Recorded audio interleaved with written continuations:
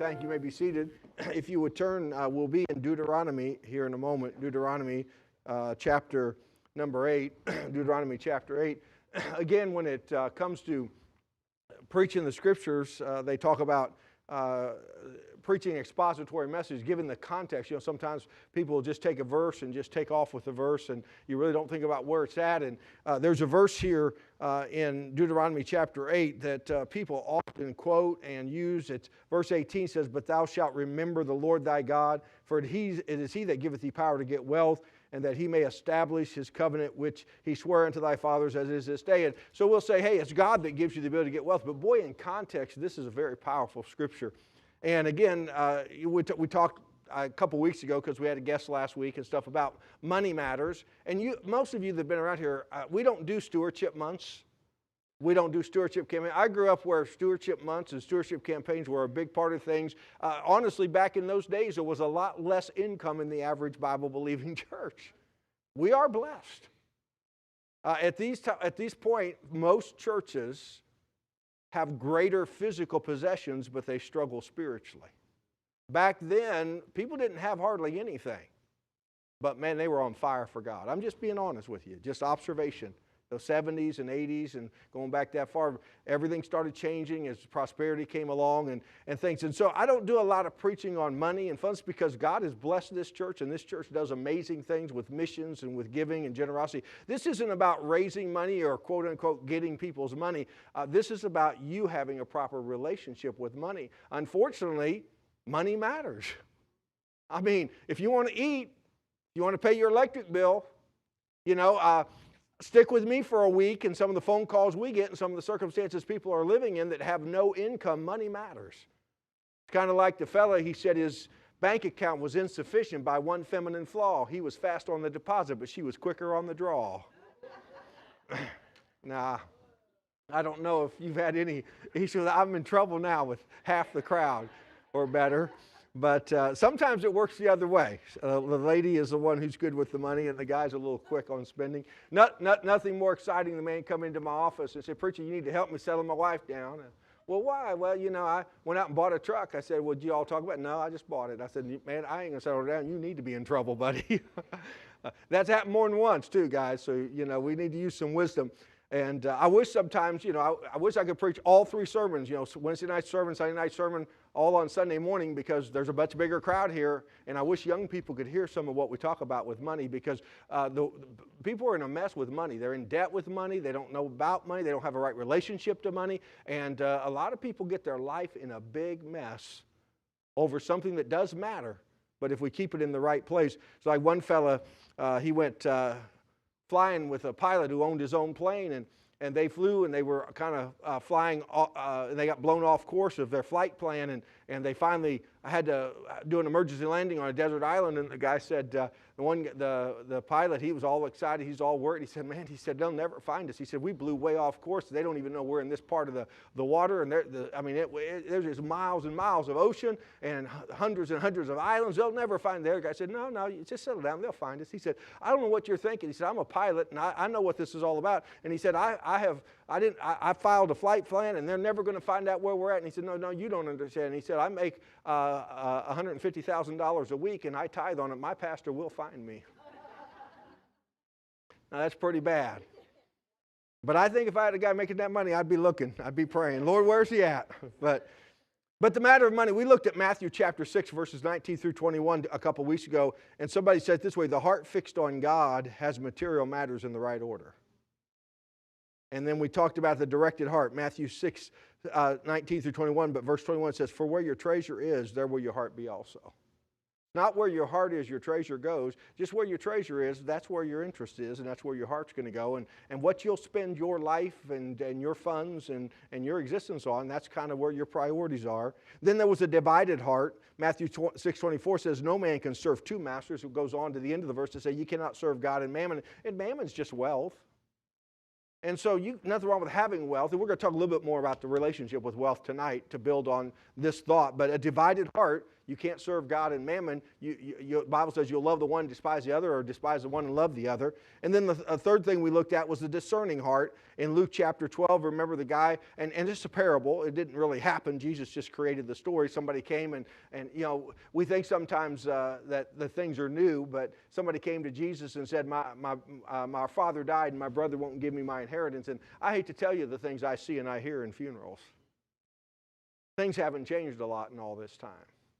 And so Jesus just makes up a story. It's a parable. It's an earthly story for a heavenly purpose. And he tells him this guy he plants vineyard and he gets so much stuff that he has so much excess that he tears down his barns and he builds bigger barns. And he says to himself, now I'll have ease. I've got all this stuff for a long time. And it says there in verse 20, it says, thou fool, this night thy soul shall be required of thee. Then who shall those things be which thou hast provided? He lost sight of the future. It says, thy soul shall be required of you. And the Bible, Jesus goes on to say, so is everyone that is not rich towards God when it comes to his blessings. And so there's nothing wrong with having things, but don't forget the future. You're leaving it all behind. And so as you have it, your relationship with it and with God are important. And so we're going to talk about the making of money tonight. I'm not going to give you any get-rich-quick schemes. I'm not going to sell you anything. I am not doing Tupperware tonight, all right? Some of you know, and back, it seems like, again, back in the days when people didn't have very much money, there was a lot of angst in the church over Tupperware parties and this party and that party because people were trying to survive. Avon, I mean, all those different things back in the day.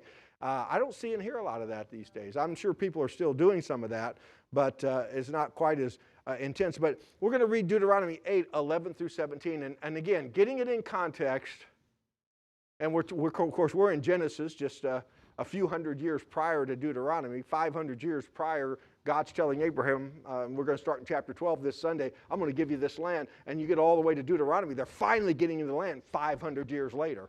After several hundred years of slavery, after 40 years of wandering in the wilderness, they're about to go into the land.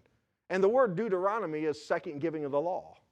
And so what happened was there was a generation that had seen all the miracles and come out of Egypt after seeing the 10 plagues and the death of the firstborn and the parting of the Red Sea and all that stuff, but they didn't have faith to go into the promised land when they were supposed to. And so for every day that they had looked in the promised land, God put them out in the wilderness, wandering in the wilderness a year for every day. So they were 40 days checking out the promised land and doubting God's ability to take them in, and then they spent 40 years wandering in the wilderness. But now that wandering is over. But during that time, everybody but Joshua and Caleb and, of course, Moses dies in the wilderness. So this is a whole new generation of people that have been born in the wilderness or were young children that really didn't see all the miracles, really didn't see all the things happen in Egypt. And so Moses, under God's direction, is retelling them their purpose, retelling them their promise, retelling them their position to go into the land and have the land.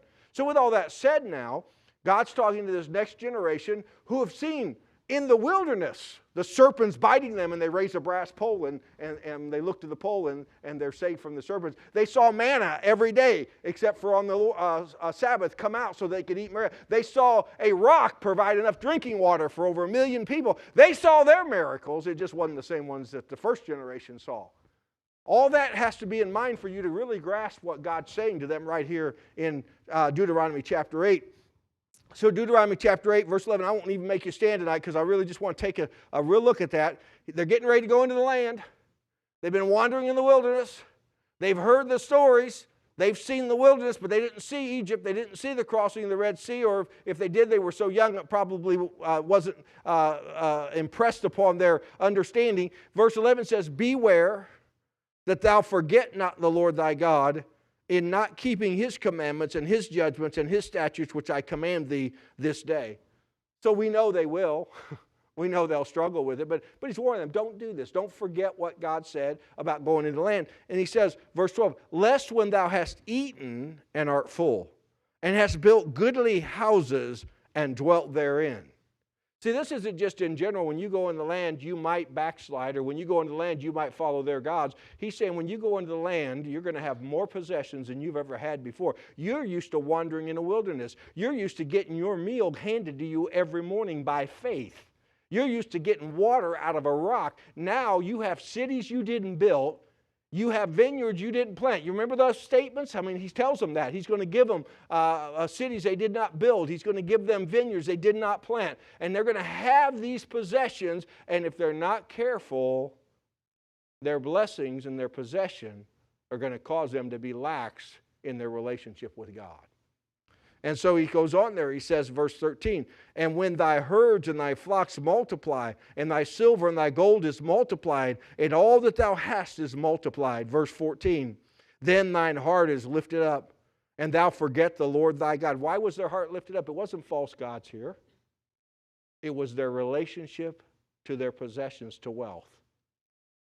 We've taken many people on missions trips, especially, I guess I know Africa better than most countries. I've been to a lot of other countries. And people will go to Africa and they'll see hundreds of people. In fact, I just read, the back of your prayer letter has, they did a youth conference in Mexico City and had 5,000 teenagers come to a youth meeting in the one church there. Well, you know, it's a relative of yours, a distant, I mean, by marriage. I'm not getting the name there.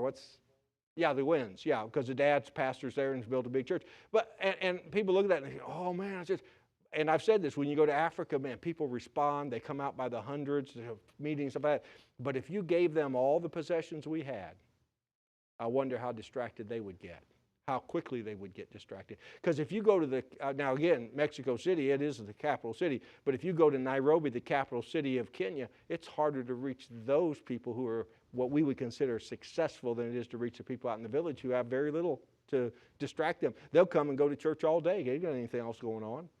They're not going to the opera. They're not watching the latest movie on TV. And so, again, prosperity can be a challenge. It says, then thine heart is lifted up, and thou forget the Lord thy God, which brought thee forth out of the land of Egypt from the house of bondage, who led thee through that great and terrible wilderness, wherein were fiery serpents and scorpions and drought, and there was no water, who brought thee forth water out of the rock or flint, who fed thee in the wilderness with manna, which thy fathers knew not, that he might humble thee, and that he might prove thee, and do thee good at the latter end. Now they struggled even in the wilderness to trust God, but they didn't have a choice. They had to keep trusting God. We've got so many bank accounts and so many credit cards and so many fail-safe systems that sometimes it's hard for us to just really, really just let go and say, God, I'm not going to fix this. I'm going to pray and see you fix this. And thou say in thine heart, my power and my might of mine hand hath gotten me this wealth. Then verse 18, wow. Does verse 18 not mean a lot more in context with what we just read, in the context of what's going on?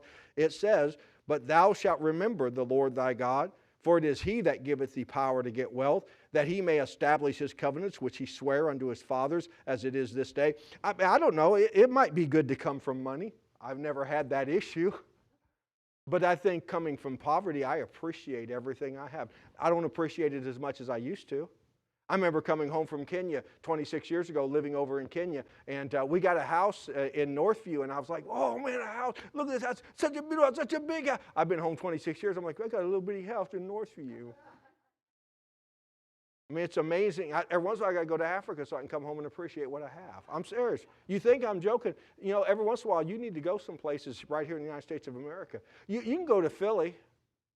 Just visit with Burton Gates and see the entire cities that are underneath the bridges in the inner city now that are entire cities of homeless people.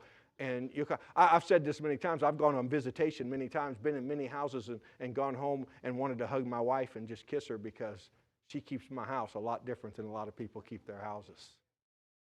I'm just saying sometimes you need to be reminded, and that's what he's saying. Don't forget the wilderness. Don't let your blessing as prosperity. And so Israel did get into some problems. And some of it was idolatry, but a big part of it was the fact that the cities they did not build and the vineyards they did not plant, the wealth got the best of them. These verses are a warning to the children of Israel as they approached the promised land after 40 years in the wilderness. They had of necessity relied on God for their every need. After entering Canaan, they were going to have more possessions than they'd ever had, and there was a danger that they would forget that God was their source. You know, when the doctor looks across the table at you and says, it's cancerous, it's malignant. Suddenly you have to have a prayer life. But when your health is good, you don't have to stop and think about things. You don't have to lean upon the Lord. And so God's just saying, don't have to lose things, don't have to miss things, don't have to get to the end of things before you just appreciate the blessings along the way. They had come to the place where they had gotten wrapped up in the blessings more than the blesser. For some, one contemporary author,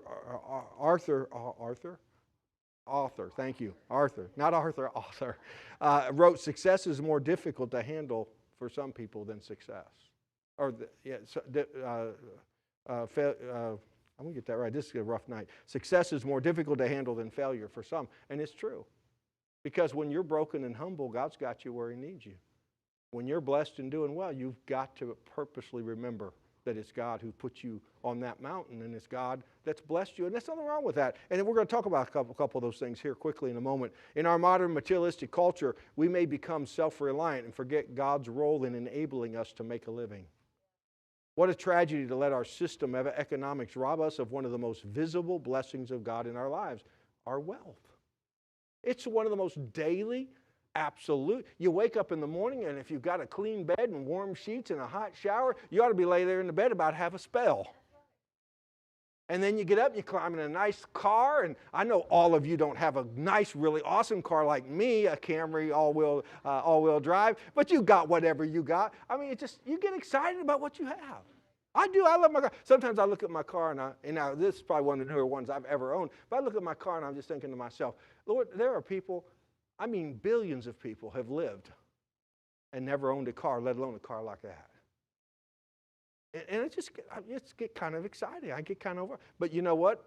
Next thing I know, I feel like a lost man because I've got my eyes on all the wrong things. I feel like the world's falling apart. Crowd's not what it used to be on Wednesday night.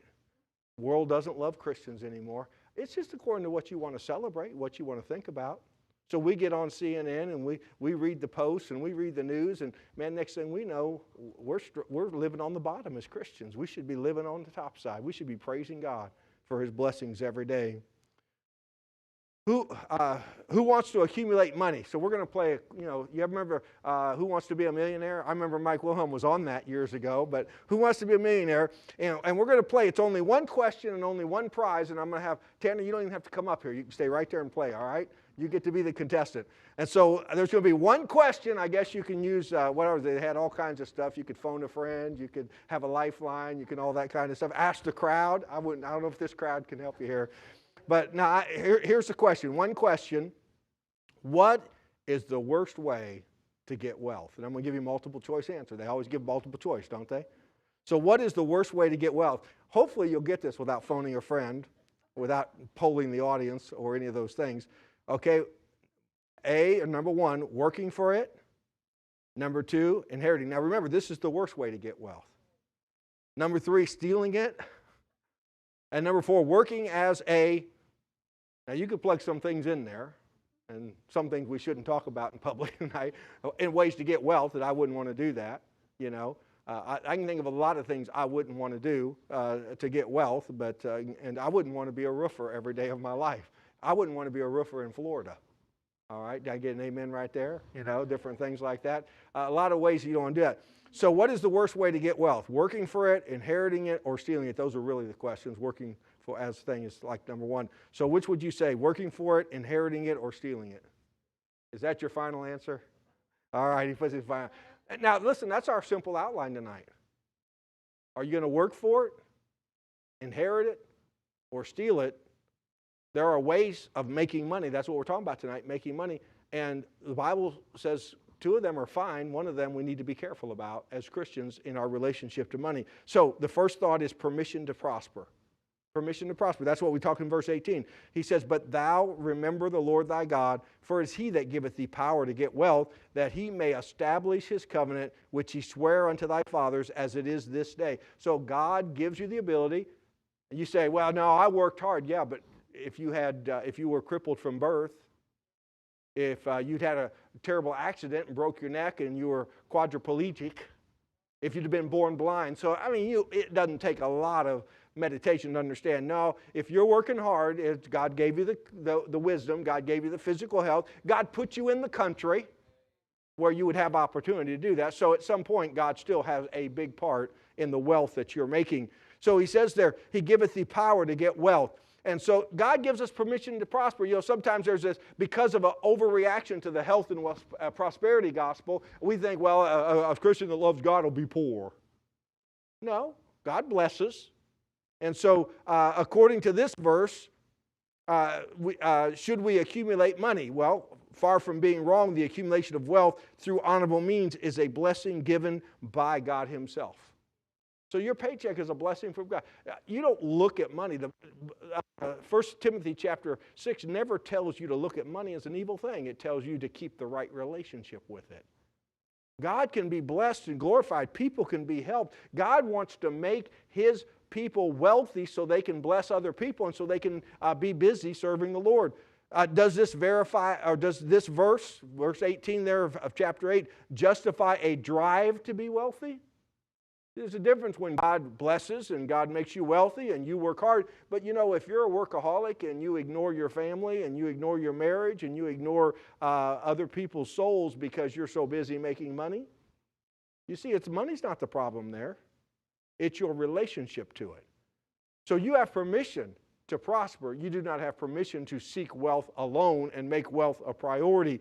And so it does not justify a drive to be wealthy. God intends people to get wealth, but not necessarily to get wealthy. And again, that's a relative term. Most of us are wealthy compared to a lot of people. In God's providence, some Christians will be rich and others will be poor. I mean, I know a lot of wonderful people in a lot of mission fields that are just as happy as can be, and they will never have 1/100th of what we enjoy every day. They don't know that. Don't bring them here and show it to them. But they're living their lives. And you know what? They'll live in the same heaven you do. And sometimes, according to how they serve the Lord and stuff, they may get greater blessings than we have. But the reality is God, in his providence, makes some of those decisions. Proverbs 30, verses 7 through 9, the writer of Proverbs makes a very important request here. He says, 2 things have I required of thee. Deny me them not before I die. Verse 8, remove far from me vanity and lies. Give me neither poverty nor riches. Feed me with food convenient for me, lest I be full and deny thee and say, who is the Lord? Or lest I be poor and steal and take the name of my God in vain. And he just said, listen, God, you know my heart. You just don't make me so poor that I get upset and I get bitter towards you, but don't make me so rich that I forget you. And so whatever God's doing in our lives, he's just asking us. And that's why when we're generous and we give and we tithe on that, we celebrate God. And I'm not preaching on tithing. We'll get there in Genesis, believe it or not. Everything's in Genesis. All the tough subjects in Genesis. We'll get there in chapter 14, I believe it is, when Melchizedek takes tithe of Abraham. But anyway, so who gives you the ability to get wealth? God blesses his people with the power to get wealth. Why? He intends for whatever wealth you obtain to cause you to remember him. Pretty simple, isn't it?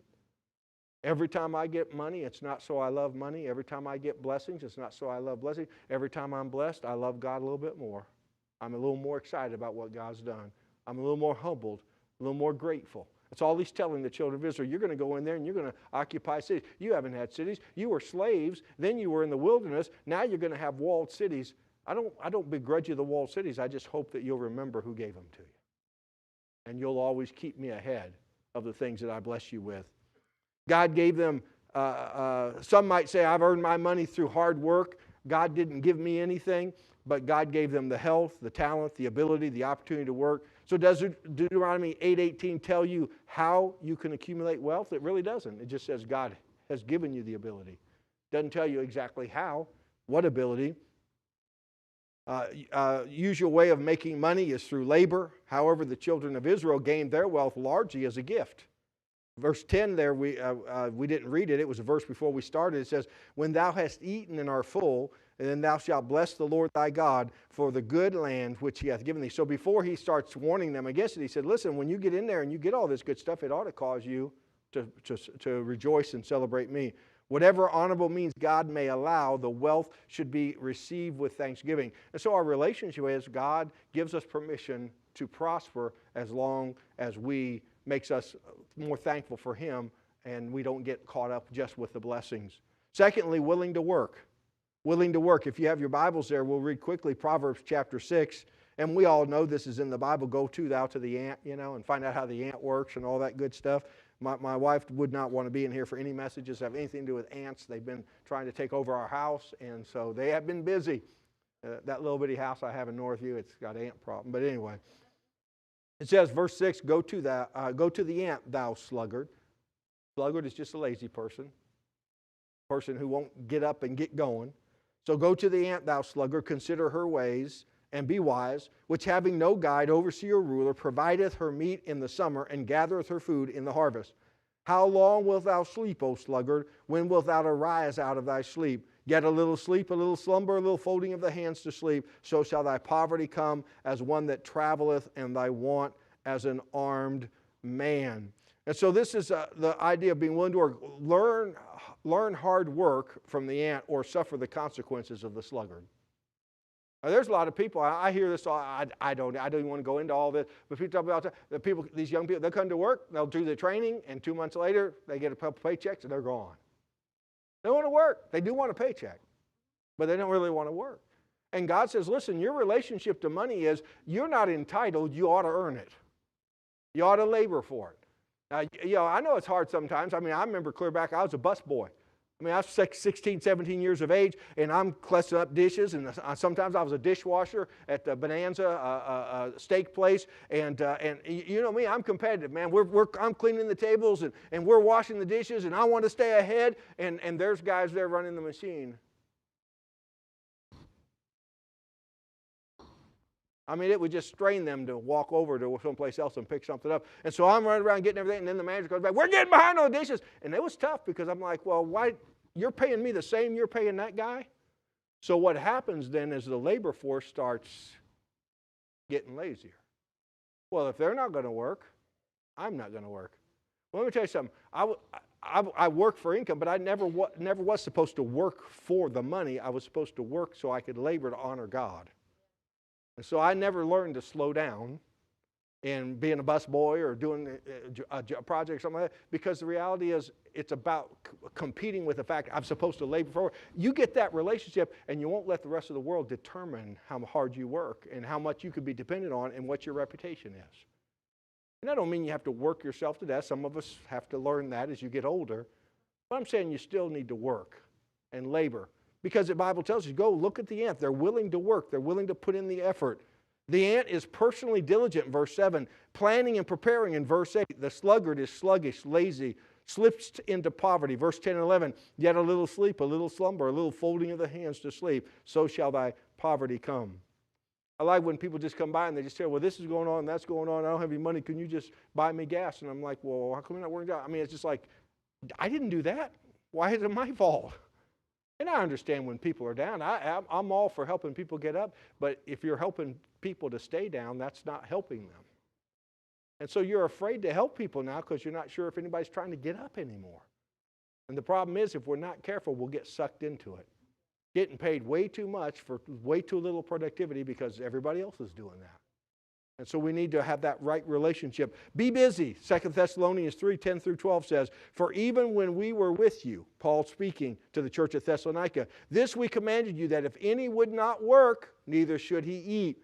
For we hear that there are some which walk among you disorderly, working not at all, but are busybodies. Verse 12, now them that are such we command and exhort by our Lord Jesus Christ, that with quietness they work and eat their own bread. Paul said, just get busy. Just work. You don't, nobody owes you a living. And I know we need to be careful, we need to be kind, but we also don't need to fall into some of the traps that our culture is getting into about all the handouts. 48% of people in America are getting money from the government. Well, somebody's got to be putting that money in. Well, they're just printing it, but that'll catch up with us too. So I'm just saying that we need to be busy. That's just a biblical idea. Listen, let's just get it straight right here. If you worked a lifetime and you're on Social Security, I'm not talking about you. I get so weary of them putting Social Security on every other handout program. No, people paid into Social Security. People worked their whole life to earn Social Security. You know, just remember that I'm paying your salary. No, I'm just kidding. People say, preacher, you better behave because they say, be careful what you preach. I pay your salary and throw on Social Security. I say, well, I pay yours because I pay taxes. But anyway, but I'm just saying we have to be careful because our culture is not teaching the right concept on this being busy. And be a blessing. Ephesians 4:28 says, let him that stole steal no more. That's good advice. But rather let him labor, working with his hands that which is good. And most of us, that'd be good enough. Quit stealing. Quit depending on other people. Just get out there and work. Just make some income so you can eat your own bread. But that's not where it stops. It says, that ye may have to give to him that needeth. So even when you're working, you should be looking out to be a blessing to somebody. God doesn't want us just to start gathering like that guy that built the barns and then he died, and what good was all that stuff he left behind? You better be sharing it and investing it and using it to be a blessing.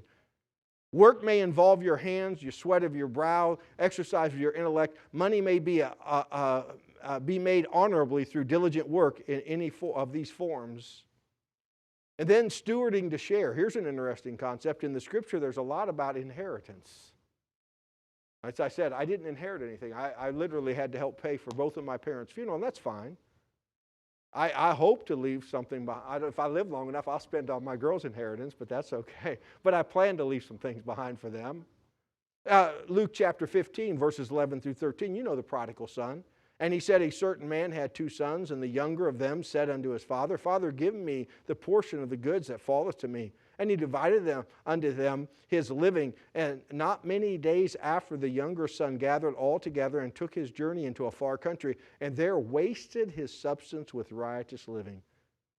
An inheritance is simply a means of passing money from one generation to the next. These verses are the beginning of the parable of the prodigal son. The younger son wasted his inheritance. The older son did struggle with anger over that and over his father's mercy to his younger brother, but he was a much better steward of his inheritance. Verse 31, talking about the older brother, says, and he said unto him, the father to the older son, Son, thou art ever with me, and all that I have is thine. You've never been without. Now, it wasn't really a problem that he got his inheritance. It was a problem that he went out and wasted it. He didn't steward it properly to pass it on. It appears that King David saw no conflict between commitment to God and receiving inherited wealth. 1 Chronicles 28:8 says, Now therefore in the sight of all Israel, the congregation of the Lord, and in the audience of our God, this is David speaking to the people, keep and seek for all the commandments of the Lord your God, that ye may possess this good land. This land that he's talking about in Deuteronomy chapter 8. Now he's king some years later, and this land is prospering, and the kingdom has grown. And leave it for an inheritance for your children after you forever. Hey, listen, a lot of people worked hard to make America the great nation it is. They passed it on to us. We ought to steward so we can pass something else on to the next generation, and to our kids, and to our grandkids. But we're getting into a consuming kind of mentality where we just want to have fun. We just want to spend. Listen, steward to share. Whether it's to share with missionaries now, or to share with the work of God now, or to share with your children. Leave something behind. Don't just consume it for consuming's sake. And that's what kind of the weird world we're getting in today. It's all about making a lot of money so you can spend a lot of money. We steward it so that we can pass some of it on. There's almost an attitude in some politicians that if you have inherited money, you're a bad person. But if a family worked hard and made money, and they pass it on to their family, the question is, how are you going to steward it, and how are you going to pass it on to others? The father would condemn the prodigal, or Jesus actually condemned the prodigal for wasting his inheritance, not necessarily for receiving it. And then the last way of making money, there's working, there's inheriting, and what was the last one? The worst way to make a living, to steal it, and that's poison profit. John 12:4-6 says, Then said one of his disciples, Judas Iscariot, Simon's son, which should betray him, Why was not this ointment sold for 300 pence and given to the poor? This he said not that he cared for the poor, but because he was a thief and had the bag and bare what was put therein. See, Judas Iscariot was not concerned about the poor. He just was concerned about the money in the bag because he had access to it. What is a thief? Someone who steals or takes something that's not rightfully theirs. We would call it fraud, getting money under false pretenses. It's one of the big 10. There's like 10 commandments. It's one of the big 10. It says in Exodus 20, verse 15, Thou shalt not steal. Deuteronomy 5:19, Neither shalt thou steal. Why was Judas described as a thief? The implication was he embezzled money from the bag or intended to do so. The more that was in the bag, the easier he could take money without being caught.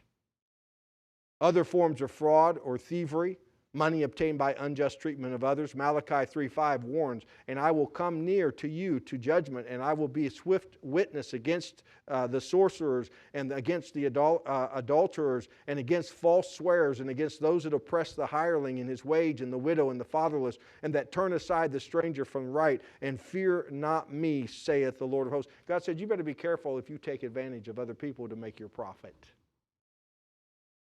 We've all heard stories about older people being taken to clean. You've heard about contractors taking money and not doing the work and stuff. God says, as a child of God, your relationship, you need to be careful about poison profit.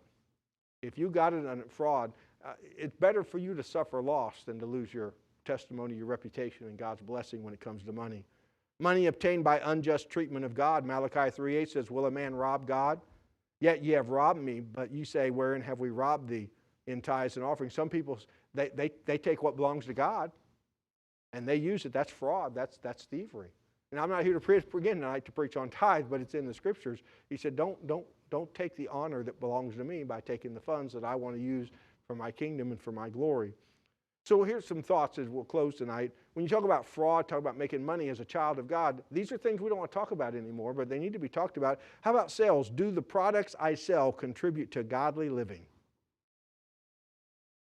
Are there some things we shouldn't deliver as Christians and shouldn't sell as Christians? There's some tough choices. You own a business, you own a store. What will you sell and not sell? Do they entice people into a kind of sin? Will this product injure people in any way? Is the markup I charge reasonable? It's not even a bad product. It's, am I being fair in the price? Do I rely on deceit to make a sale? Well, that had to be a car salesman. I mean, it's fine if you say, hey, I'm just making a little profit here. But if you're having to deceive people to make a profit, that would be tough for a Christian. Production. Do I work hard to make a good product? Is the product one that godly people would buy or use in moral activities? Is it beneficial to them? Do I give my employer full value for the wage I make? Services. Do I work for others with a loving interest in their welfare? Hey, you ever notice service change in America? It's almost like you're bothering people, that you go to and, waiting on you and stuff. This whole self-serve thing. You better serve yourself because nobody will quite take care of you like you. Do I deliver what I promised in promotions, ads, and informational pieces? In investments, do I limit my investments to businesses that are ethical and moral? Am I fair and honest in my dealings? I remember it wasn't too long ago, the people I invest with, they got out of BlackRock because they became just so liberal and so kind of green oriented and everything. And they said, and BlackRock just plummeted because, I think they became woke. That was what it was. They became woke. And their assets began to plummet. But a lot of people, even where I was investing, and where I'm investing is not a Christian company. It's a mainline company. But they just got out of it because they didn't like the whole idea of deciding on your financial things over political reasons. That's not good business, except if you're a child of God, you have to make decisions on spiritual basis, on what's right and what's wrong. So again, money is not the issue, our relationship to money. And God says, be careful because money can get in your way. And He's warning the children of Israel. So you have permission to prosper. You need to be willing to work. You need to be stewarding to share. And you need to be careful about poison profit. Even just being honest on your taxes. I mean, that's between you and God. And so, we can talk all we want about being in church and all that stuff, but are we just children of God, on a daily basis in our business dealings and the way we treat other people? And I know we have to make a profit, and I know we have to make a living, but we have to be careful to do it in a way that's not fraudulent, in a way that is Christian. So just some thoughts there on money does matter, and God does not hold it from us, but we do have to be careful of how we get caught up in the present culture in making those funds. If you have your prayer list, we're going to look at a couple things, and we'll get you out of here tonight. It went a little bit long on all that, but Shirley Kidd did have a test today, and so as far as her test went, everything was fine, but they're still just trying to figure out some things going on with her. Randall Woodyard is a deaf man. He's in there. They've postponed 2 days in a row his testing, so he still has a bunch of testing to be done. And of course, Brian Ledaney still at Ruby, Paul Bird still there as well. And is Elwyn Robinson still in the hospital there in Wheeling? Okay, but doing dialysis